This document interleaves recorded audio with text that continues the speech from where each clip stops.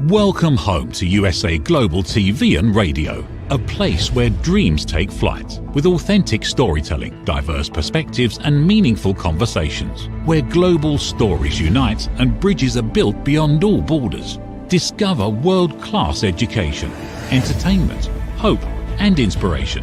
Together, we're building bridges worldwide. Subscribe to our channel, USA Global TV. Download our app, USA Global TV. Be our guest or join our team. Visit usaglobaltv.com. Thanks to our founder and executive producer, Dr. Jacqueline Kerbeck. Music score by Yeffy Tang from Cloud Road Music. Voiceover artist Mike Porter. Creative direction by Paul Garcia. USA Global TV and Radio, your home for global connection. All rights reserved. This video and its contents are the exclusive property of USA Global TV and Radio. Unauthorized use, duplication or redistribution in any form is strictly prohibited.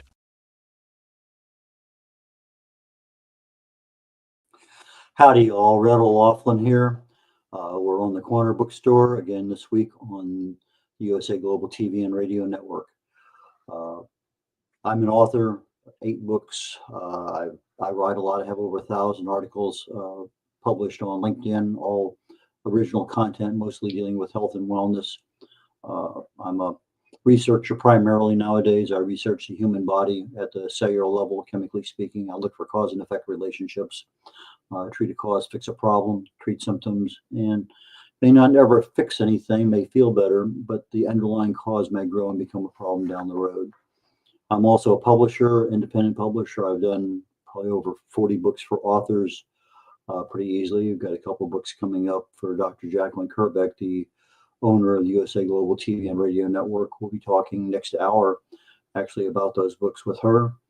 And speaker, I've spoken around the country, around the world, number of different topics. In fact, last week I was 3 different places speaking in person. I thought that was kind of neat. A lot has happened since COVID. And anyway, the other thing I do is I'm a TV show host here on the USA Global TV and Radio Network, and this is the first of 3 shows today. My guest today is a really good friend of mine, a veteran also, a book writer, an author, a publisher, a lot of things we have in common. And so Frank Zaccari, we were recently on The Wise Ones. He's joining me today on the Corner Bookstore, and we're going to share some really valuable information for authors as to what they can do to become successful. So Frank, please join me up here on stage. Always a pleasure, Red. Good to see you again. Always good to be seen and viewed, right? Exactly. Okay, so you got involved in writing probably way back when, before you ever realized you'd write a book, which I think most of us have a tendency to do. And then somewhere, I guess the numbers are generally over 80%. People want to write a book, but are about 2% of the people actually write one. And that's a big difference. What are some of the reasons you think that people want to write a book, but they don't?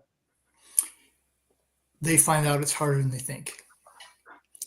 It's so many people think 200 million Americans say they want to write a book. 200 million. All right. And once you start writing a book, then it becomes frustration. It doesn't make sense. What are you writing about? Some people will try to write a mystery book, but they know nothing about mystery. They'll try to write a science fiction book, but they know nothing about science fiction. So I always tell people, start with something you know. Start with something you know, something you're familiar with, something you're passionate about.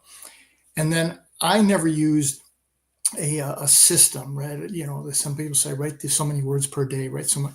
What I found, what I've suggested to people is just do a stream of consciousness. As ideas come into your head, write them down. And then you've got a whole series of them. Then you can go back and you can fine tune them. But it's a lot of work. Writing a book is a lot of work. And once you get into it, like so many things, you say, oh, well, I'll get to it tomorrow, or I'll get to it next week, and then they just never get around to getting it done. Typical thing. Well, even in retirement, I can remember the days where I was so forward looking. I mean, I wanted to retire because I needed the time. All of a sudden, I get into retirement and I don't have the time. And all these things that are, here's my list, well, that's almost the same list I had last week, and then nothing's really changed. And so thinking that I'm going to have time later on to get it done is not going to happen for the majority of us. That's not the way our worlds operate. Exactly. We have too many other competing things. So I, like you, when I'm coaching somebody to write a book, they have, chapters 12 of them lined out, and they have problems getting started. I said, pick the chapter you're most comfortable with. If it's chapter 5, write chapter 5 first. Write the ones that absolutely things just pour out of you. The rest of the stuff, once you get writing, it'll catch up. But in the meantime, we have a tendency, I got to do this because it's the introduction, or I'm stuck on the dedication. We get stuck in areas where we should not get stuck in. And I think the advice you're saying is just make it stream of consciousness, because you get stuff out there. It's easy to delete. It's hard to add. And when we have a lot of, I have, one person came to me and he had 880 pages. Yikes.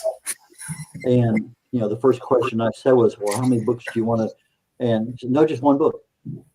I don't mind reading an 800,000 page book. In fact, Colleen McCullough is probably one of my favorite authors, and most of her books are well over 1,000 pages. And most of them, the ones I loved, were dealing with Julius Caesar. And she has about 3 generations of Caesar and about a dozen books. I fell in love with her. But regardless, some people can take 1,000 words and just keep your interest, but others can't. So you end up with 400 or 500 pages. Maybe it's 2 books. How many clients have you had where they come in with something and it's way more than 1 book? Oh my goodness, most of them. We had one that came in. He's a college professor, and he was, oh my goodness, he was almost 100,000 words. And we went, oh my goodness, that's bigger than War and Peace. So let's see about streaming, cutting it down and making it into what's logical. And once we get to the point where we have the conversation, Red, it's like you said, maybe it's 2 books or maybe it's 3 books. Okay, when you write 1 book, what I found is if you write 1 book, oh, that's wonderful. You wrote a book, you're a published author. But now what? What do you do now? You have no follow-up. So we've always suggested, well, what else do you want to do? How can you expand this into a second book? Or how can you expand it into a workbook? Or how can you put it into something in addition? Because once you become an author, now it's staying relevant. That becomes the big challenge, is how you're going to stay relevant. And you don't, in people's minds, their attention span is like a nanosecond. So they might see your book, they might buy your book, and then they're going to forget about it after that. Now, how do you keep that momentum going as an author? That's even bigger deal. So writing the book is difficult, but keeping momentum and promoting the book and marketing the book is even harder. Let me tell you a real quick story. I was sitting in a restaurant somewhere up north of Houston, and there's a guy sitting at the table next to me. He had a lot of veteran memorabilia on a jacket. And so I walked by and I just started a conversation as I was getting ready to leave. And I ended up sitting down and talking to him. And he had an experience. He was in Cambodia during Vietnam. Friendly fire accident, covered up. A third of his platoon was wiped out. He ended up having a bullet go through and shatter his teeth. And he spent a better part of a year trying to recover, and spent the next 20 years trying to overcome the whole trauma because the thing was covered up. Nobody ever knew about it. Right. And so he wrote a book about it, and took him another 20 years. And I'm sitting there and he says, I have this book. He literally had the book written, but he didn't know what to do with it. And so, well, I said, well, send it to me. And 2 weeks later it was published. I mean, it was a very well done, obviously he had 20 years more to work on it. But sometimes people have those things. They know what they have. They've written it. They have the notes, but it never gets to the publishing world because they never run into the right person. So how does an author find somebody to publish their book? There's a lot of different ways, Red, as you know. There's the traditional publishers, Simon Schuster, those type of people. That's a big uphill climb. Then there's hybrid publishers, and then there's independent publishers. Generally, it's talking to people. You want to write a book, someone will know someone who can help you on the publishing side. The publishing side, what we found is there's producing of the book, and then there's the marketing of the book, marketing and promotion, and they're very different things. And most young authors or most early authors confuse the two. They think that you do the book, and then the marketing and promotion just happens. Okay, promotion, as far as the publishing goes, is to work with somebody who is going to work with you, who is going to meet with you on a regular basis, give you input, say, this chapter might be better here, or this might be better over here. Maybe we should take this out. Let's put this on further back in the book. Those kinds of things, where in addition to the editing, which is very, very important that the publisher do the editing and the formatting, it's just talking to folks, and your name will come up. I tell people, you need to talk to Red as a publisher, or you need to talk to this other individual as a publisher. All right. Some people want to do it themselves. They want to do it the format themselves. They want to do the cover design themselves. And you can't do that. It's very, very difficult. And that's part of the frustration, is once you start, where you want to write the book and then you want to do all the production side, sometimes it's overwhelming. And then when you get done with that, and then you say, well, how are you going to market and promote it? And then they just throw their hands up and say, oh, I can't do this anymore. That makes sense? Yeah, I was on a podcast last week about establishing credibility as an author for your business. And we're talking about how that one thing, having a book be able to give out as a business card, helps you immensely. And one of the comments that was made was that, Red, I called him up one day. He told me what I needed to do. I did it. An hour later, I was able to publish my book. He already had the book done. He was doing self-publishing, but he got stuck. And, if somebody calls you, Frank, and they say, I'm stuck, what can I, just like me, you're going to tell them what it is. It's, it's not something that we have to, well, give it to me, I'll take it. Sometimes it's just a simple answer for somebody. And, 5 years later, they'll come back and say, oh, by the way, you did this for me. And I was so grateful that somebody, said that, because, we're here to help people regardless. You made this point the last time when we talked about veterans. You can always count on a veteran to help you in one way, shape, or form. It's just that's one of the things that we do. And so, yes, it is. And as publishers, we're here to help that person. I've only had one person didn't like my help and took the book away. Okay, fine, no problem. Things happen, misunderstanding, whatever. It doesn't matter. And wish her the best of luck. And I have no idea whatever got published or not. But and then I have some people say, well, you have to sign the 17-page contract before I'll hire. Nope, not going to work that way. That's not the way I do business. If you don't like my way, that's go find somebody. There's plenty of them out there. Yeah, but there are. But you also have a lot of people. I just signed a contract for $8,000, and I'm going to get 200 books. Well, maybe if you have that much money, that's a way to go. I had one good friend, military veteran here in Houston, and he published a book about being on swift boats in Vietnam and the Mekong Delta during Vietnam. And he wanted, a traditional publisher, and he had locked up. He was fine. 2 years, 3 years. Okay, fine. They canceled the contract. Back and forth. But he wanted, anyway, he finally found a university in Texas that specialized in the Vietnam War, and they published the book for him, and he's now, happy camper. But I think that probably took 5 or 6 years from the time the book was literally published ready to the time that it actually got published. So just because the book is done doesn't mean that it's going to be available next week in your hand. Exactly. It takes a long time to get it done, particularly if you're going to go the traditional publishing route, because they now control the book. If you go to them, they control it. They can change whatever they want. Okay, you lose control, and they can publish it whenever they want, and they can change whatever they want, which is the reason a lot of people tend to back away, and they're expensive as hell. A lot of people back away from them. The hybrid publishers you have more control over it.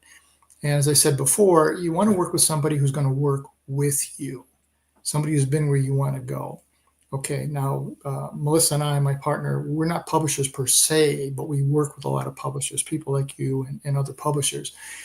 But we do the marketing and promotion, because, again, once you get the book done, once it's finally finished and you've got it ready to go, and you go, yay, I'm done. No, you're not. You're not even close to done. You're just starting, because that book now can become an evergreen marketing tool, can become, like you said, a business card for you. It can become something that gives you more credibility and gives you more authority. So if you wanted to do a paid for newsletter or a mastermind program, or you want to do speaking engagements, once you have that, you're doing much better. You have a better way to go once you've done the marketing post production. Does that make sense? Absolutely. And just because you're in post production and you're marketing doesn't mean that next week you're going to have 1,000 sales. Oh, absolutely. I have Absolutely. a very good friend here in Houston. He has a book about the size of a CD cover. I think it's 62 pages. It's on SEO. And he makes 6 figures a year and has, and every year he puts his book back up for #1 best-selling because of the categories it's in. Now, 6 or 7 years in a row, he's a best-selling book.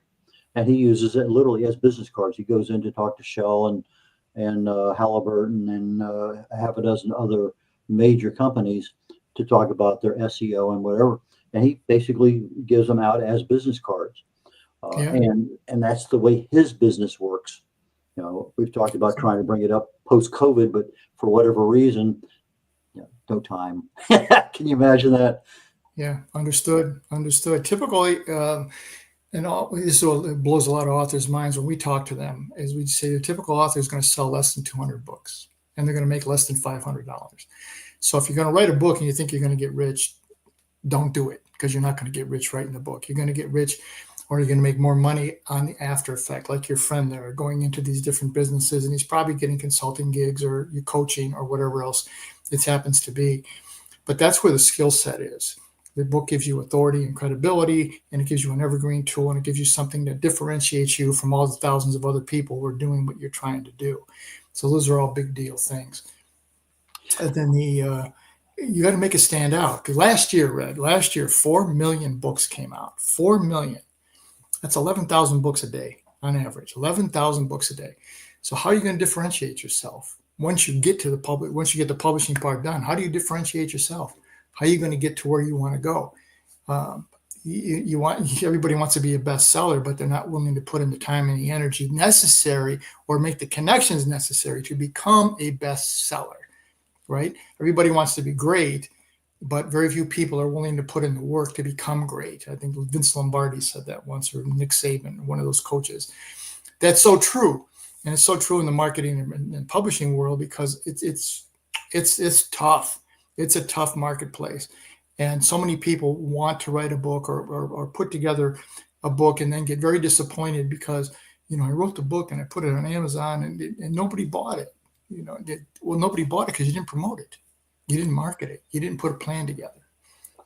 It's like going on a trip without a map. Yeah. I have some people come, like a couple, 3, actually, more than just one. All they want to be is a published author. That's it. Boom. And it's in various categories. It's just not something like it's a memoir, which I've had, more than a couple of those. But I just want to be a published author, and that's all they want. They didn't want to sell. They didn't want anything else. I've had a couple speakers come to me where they needed a book, to sell at the back of the room. Have one of those, in fact, out there in your area. She's out there, and she's been on this program before. And that's all she wanted, was that one book for her business, and she's an extremely successful inspirational author, but she didn't have books to sell of her own. Right. And so there are lots of reasons why we want to do this, but it's just not always to me, that's what I need to know up front. What is your purpose in writing this book so I can help you? If you're thinking it's going to be, a #1 bestseller, 1,000 books this month, let's get the reality into the discussion up front, because somewhere, your mind has said, this is going to happen. Well, it can. It's unlikely. Possible. Could. But it's probably unlikely. But anyway, we're getting close to a station break time here, so I think we're going to go ahead and let that happen. And then I know we chatted just briefly about some myths with regard to writing and publishing. So when we come back from the commercial break, let's go ahead and start talking about some of these myths, just like I'm talking about now. Yeah, I can sell 1,000 books, and I've had people tell me that their information is so valuable, that's what they want. Anyway, let's go to break. USA Global TV and Radio proudly presents Steve Klein Art at steveklein.art. My name is Steve Klein, born Manchester, England, 1953. My quest in my lifetime is to create artwork from my soul and the deepness within my wildest dreams and fantasies. In 2012, my heart stopped when I was given too much anesthetic for a minor knee operation, and this near-death experience took me to another multi-dimensional world, an out-of-body experience, and I was given the gift of being blessed by an overwhelming, burning passion to become, for the very first time in my life, an artist with an eternal, passionate desire to bring my art, which I've named multi-dimensional, subliminal, freeform art, to the world, as only 3% recover from what I experienced, and now in my golden years want to release my cosmic, vital energy through my art to allow people to be a part of my cosmic dance. To learn more, email roccogoodwine@gmail.com. For VIP pricing, mention USA Global TV and Radio.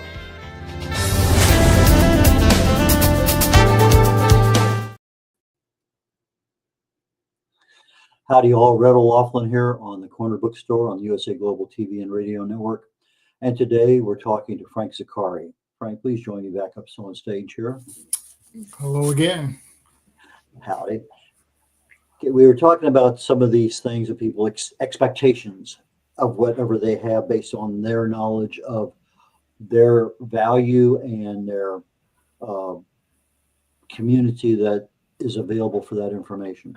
But well, there's a number of myths in the publishing world. There's, let's call them myths because I think they really are.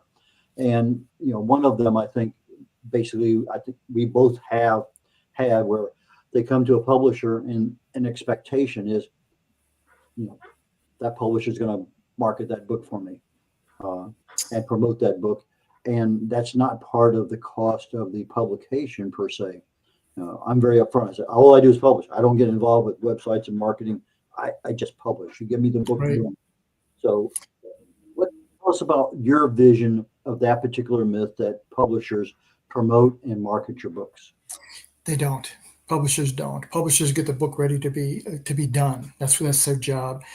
A lot of publishers, Red, are not as honest as you are, and because they want the deal, and they'll say, "Oh, we'll help you market your book." Okay, well, they're not. They're not.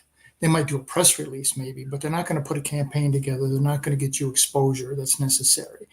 So it's up to the author. You have to take an active role in the marketing and promotion of your book. You have to collaborate.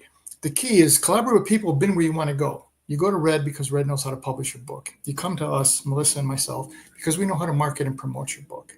Okay, we've had 16 consecutive books go #1, 16, and 8 of them have won awards. Okay, so it's a matter of let the publisher do what the publisher does, and then have a plan in advance to do the marketing and promotion with someone who's been where you want to go.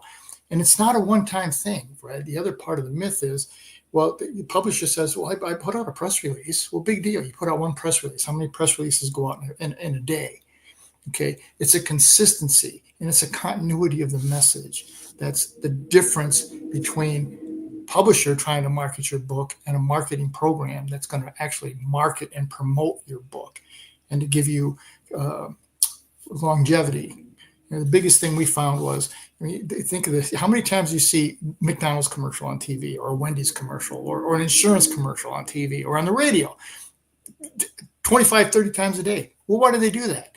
Because it's consistency and continuity of the message that keeps you up front. Same thing with a book promotion. That's what our 90-day campaign does. And that's why it takes 90 days is let's make sure we're getting who's the author, who is this author and why should anybody care, number one. And then the author is, here's the book. This is why you should care. And this is what you need to do to get the book on this day, on the launch day. And launch day is the big movement. You target everything for launch day. Does that make sense? It makes more sense than you think because I get people, the book is already written. And I say, have you marketed it any at all? No, I'm waiting for it to be published. Okay, so it's published, 2 weeks, a month from now, whatever. and they don't even go out on social media and say, I have a book or show a cover. I mean, I have a thought on something. I'll hire five ebook covers, $8 a piece, and I'll put A or B or C or D. And I found that I own my vision of my book. I'm like a very proud mother of this cover. But that cover may be ugly to everyone else, but not to me. And I had a very big awakening when I thought this was really a good cover. And when I A to B, B to C, well, everybody liked E. They didn't like any of the other ones that I had. And that, whoa, okay. And then I thought, well, you walk into a bookstore, and I use this example with a lot of my authors, and you walk by and you see a book cover.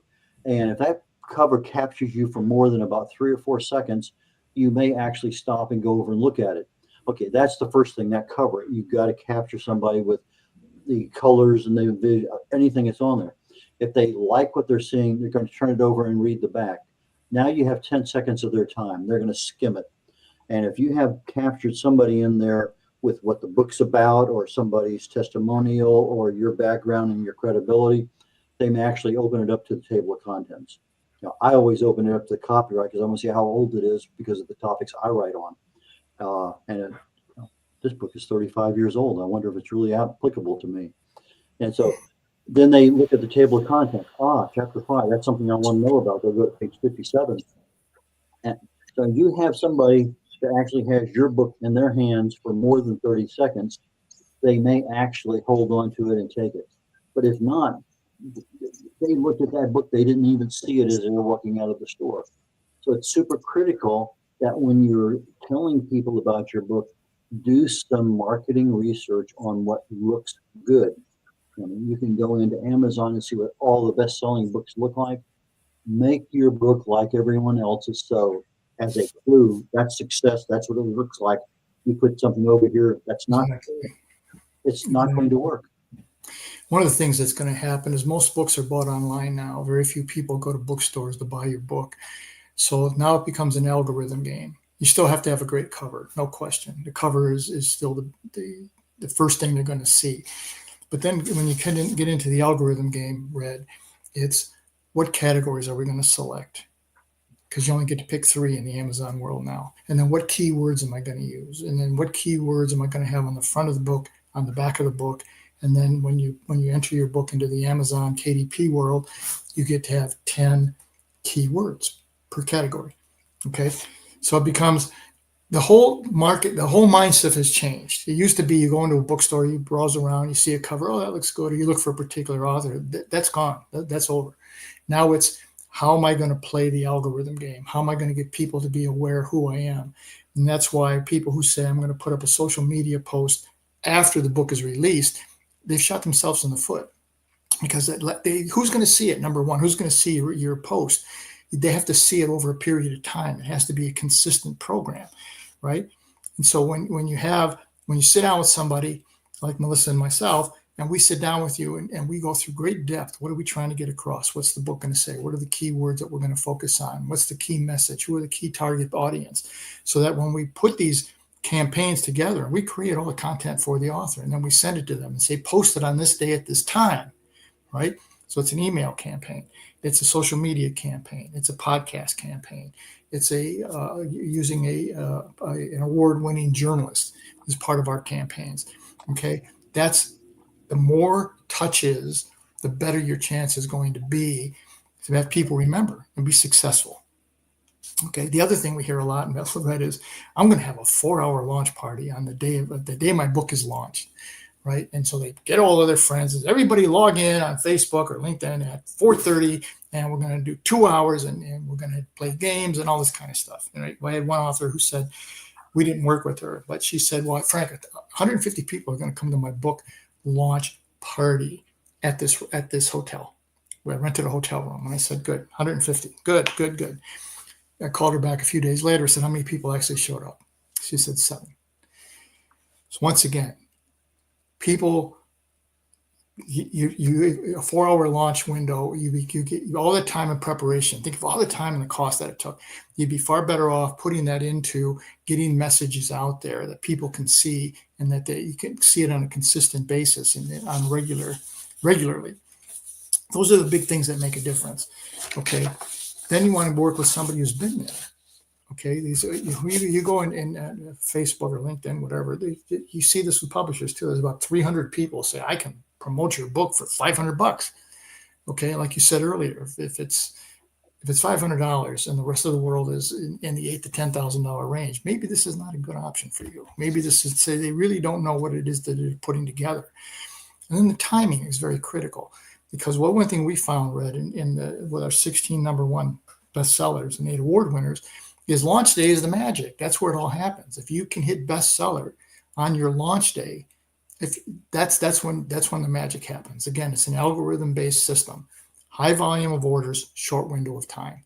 That's what gets you into the bestseller category, and that's what gets you into the number one best-selling category. And with Melissa and I, that's all we're interested in, is we want to people be number one. We don't want to be number 100 bestseller. Make sense? It makes more sense than you think, because as you said earlier, the authors have to take an active interest in what they're doing. They have to be involved, which means, yeah, they have 150 people that can show up. Well, they have an audience of 150 people, but each of those people probably have an audience of 100. And it's a matter of getting them through you to tell the world you have this available this day and whatever. Do you recommend to your authors on day 1, 2, 3 that their prices, like a 99-cent ebook, in order to catch that crowd up front? Yeah, we do that. One of the things we will look at is ebook, and there's a reason that you release an ebook first. Okay, and the reason is when you click ebook, click buy, the sale counts right now. All right. When you say I want to print, it doesn't count till this book is shipped, and that could be 24 or 48 hours. All right, before the book's actually shipped. So one of the things is to make it attractive.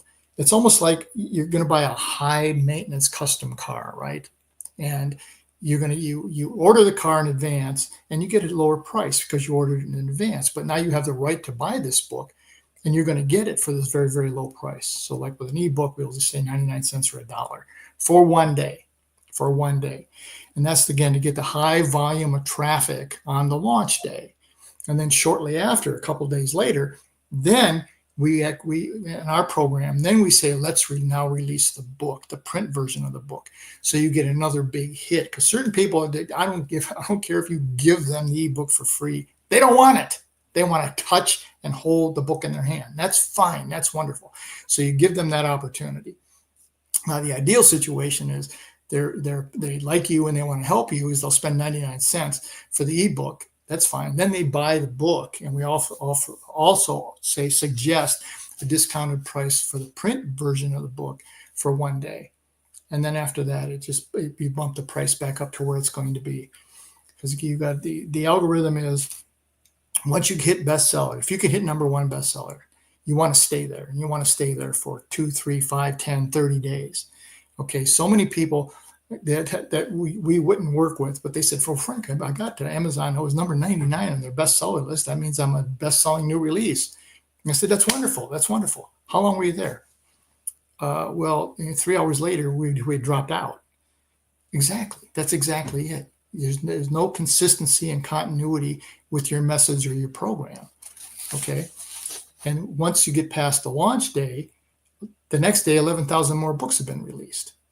Now you're swimming upstream like a salmon in the beginning, in first place, because 11,000 books came out the day yours did.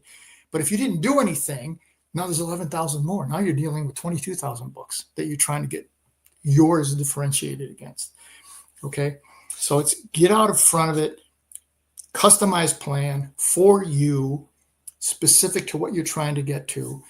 Work with someone like us who help you target what kind of groups, what are the entities that you should be going to. And then you use the spidering concept of social media and email. Because we'll tell them, here, post this on this day at this time. We'll see it, Melissa and myself. We will then repost it, and then we'll tag people within our organization to spread the word out. Okay. And then once you've had some success with this, now people will say, well, Trust the Process has got another book coming out. Maybe we should take a look at this. Or they're getting their attention. All right. And that's where the magic happens, is getting the attention of the people who would, who number one, know who you are, and number two, like what it is you're doing with the book. All right, because there's, again, especially Robert Patterson or your Simon Sinek or Brene Brown, nobody knows who 99% of the authors of the world are. So that's why the first phase of our program is, who is this author, and why should you care about who this person is? So it's a lot of background. Who is it? What are the credentials? Why are they doing this? Why should they be writing a book about something like this? Do they have credibility? We had one author read that never wrote a fiction book ever, and she wanted to write a science fiction book. Like, that's a big jump, right? But the campaign works.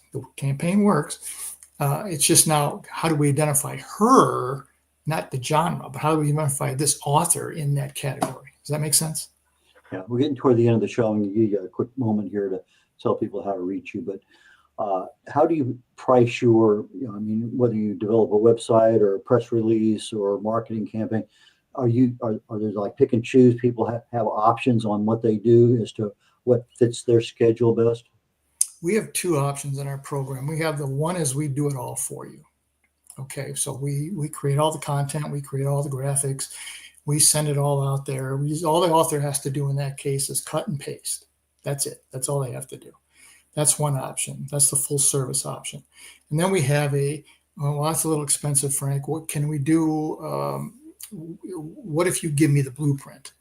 So we have a do-it-yourself option also, self-help, and that's significantly lower price. And we tell people, this is what we do, and this is what you're going to have to do to get to do it the way we do it. And we've had all this success.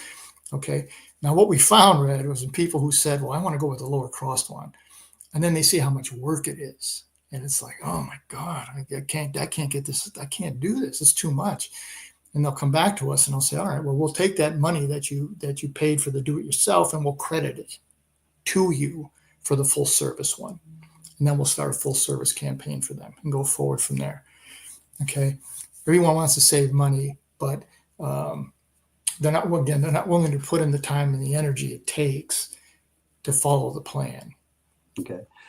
With our remaining time, who is an ideal client for you and how do they reach you? Ideal client is somebody who has a story that's relevant, that people can connect with. That's the big thing, is something that people want. It's a story that is going to resonate with a population. How they get a hold of us is they can contact us through our email. We're updating our Trust the Process site. In addition, this is more for me and my speaking side, but the Trust the Process site is being redone right now and it'll be out soon. But frankzaccari@gmail.com. Melissa is creativebliss@gmail.com. You can find us on LinkedIn. That's where most people find us, is on LinkedIn. It's either Frank or Melissa. This is the Trust the Process page that's being redone, and it's kind of gone over a lot of what we said here. Make it different, make it unique. The big thing there is right there, consistency and frequency really does matter. And it's the key with Melissa and I is we've been where you want to go. I'm a 5-time bestseller. I've got 3 award-winning books. She's a 3-time bestseller. She has 2 award-winning books. We've done this. We've been here, and we tested it out on ourselves first. And everybody we recommend to use as an author or as a publisher, as graphic, as an editor, we've already worked with them. So there's no guesswork here. We're not just saying, oh, go see this person. I think they have a good program. No, we know they have a good program because we've worked with them. Okay, for our audio audience, Frank, Frank, Zaccari, ZACCARI.com, or frankzaccari@gmail.com. And Frank, I appreciate your time again today. Thank you so very much. You added a lot of value to the show, and I wish you the best success coming up here. And I hope to see Melissa down the road if that works out. And if not, Senor, you take care, and I will catch you down the road. Will do. Thank you. Always a pleasure. Okay.